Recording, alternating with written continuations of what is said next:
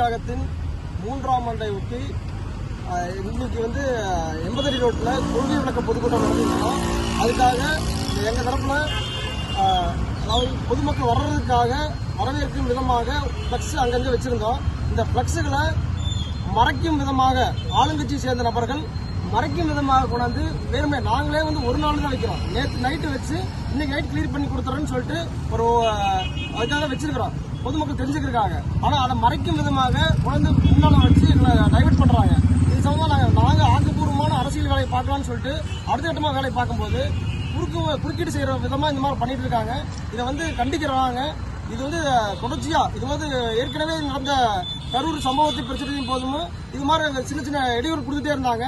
இதே போல இப்பவும் இதை தொடர்றாங்க. இது தொடரும் விதமாக தான் இந்த நிகழ்வு இருக்குது.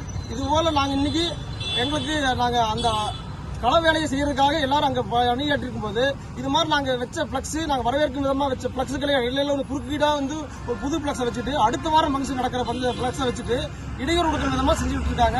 இதை பொதுமக்கள் பார்வைக்கு நாங்கள் எடுத்து சொல்றோம். நாங்கள் அணுகுமுறை எங்கள் தளபதி என்ன சொன்னாரோ அந்த அணுகுமுறையில் நாங்கள் செஞ்சுட்டு இருக்கோம். நாகரிகமான அரசியல் செய்யறோம். நாங்கள் இந்த ஒரு 100 பேர் 500 பேர் கூட்டி போராட்டம் பண்ற ஐடியா இல்லை எங்களுக்கு. நாங்கள் ஆக்கப்பூர்வமான வேலையை பார்க்க சொல்லிருக்காரு. அந்தபடி நாங்கள் பண்ணிட்டு இருக்கிறோம். அதே மாதிரில இந்த இடத்துல மறைச்சு வச்சாங்க. மறைச்சு வச்சிருந்தாலுமே பக்கத்து இடம் காலி இடத்துல எடுத்து நாங்கள் நேரடியாக வச்சிருக்கிறோம். எங்களுக்கு பொதுமக்கள் தெரிஞ்சுக்கிறதுக்காகவும் வர்றதுக்காகவும் பக்கத்தில் எடுத்து வச்சுட்டு எங்கள் ஆக்கப்பூர்வமான வேலைக்காக நாங்கள் பயணிக்க போகிறோம்.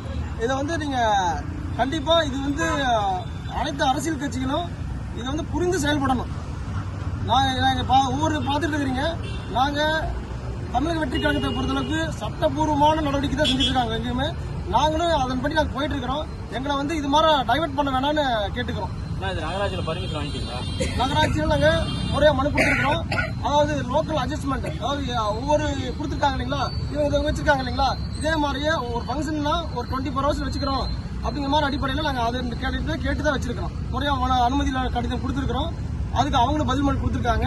அதன் அடிப்படையில் தான் வச்சிருக்கிறோம். இன்னைக்கு ஃபங்க்ஷன் முடிஞ்ச அடுத்த ஒரு மணி நேரம் 2 மணி நேரத்தில் நாங்களே அதை காலி பண்ணி கொடுக்குறோன்னு சொல்லியிருக்கிறோம். இப்போ அவங்க வச்சிருக்கிறதுக்கு அனுமதி வாங்கிருக்காங்கன்னு கேட்டீங்களா?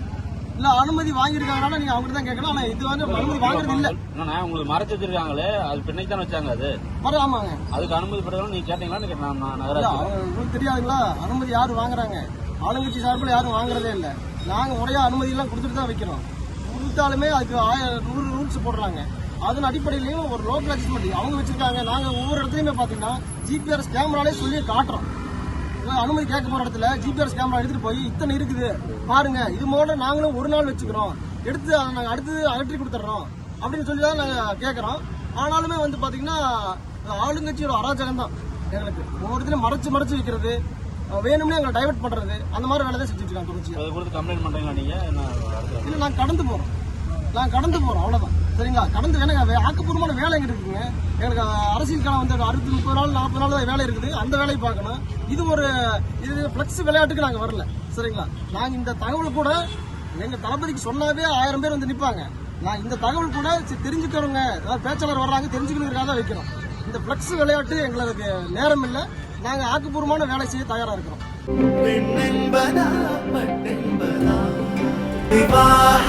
மணப்பெண்ணின் பிரத்யேகமான திருமணம் விவாஹா தி சென்னை சில்க்ஸ்.